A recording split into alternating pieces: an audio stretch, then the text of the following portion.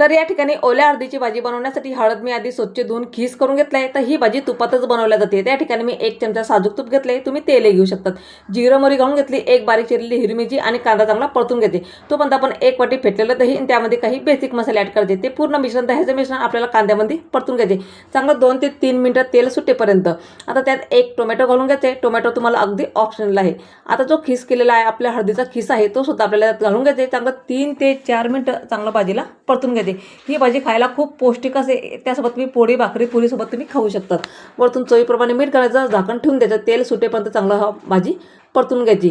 तो ही भाजी तुपात केल्या जाते, पण तुपातच खूप भाजी छान लागते। ही भाजी मग सजेस्ट करा की तुपातच बनवा। वरतून भरपूर सारी कोथिंबीर घालून घ्यायची, मस्त आपली भाजी खाण्यासाठी ही तयार झाली। खूप पौष्टिक सुद्धा आहे। त्यासोबत मी मल्टीग्रेन चपाती केलीत। तर आजची भाजी तुम्हाला कशी वाटली मला नक्कीच कमेंट करून सांगा। व्हिडिओ आवडला असेल तर 1 लाईक नक्की करा आणि कमेंट्समध्ये मला नक्की सांगा कशी झाली। तर चला तर मग भेटू पुढच्या व्हिडिओमध्ये, तोपर्यंत बाय।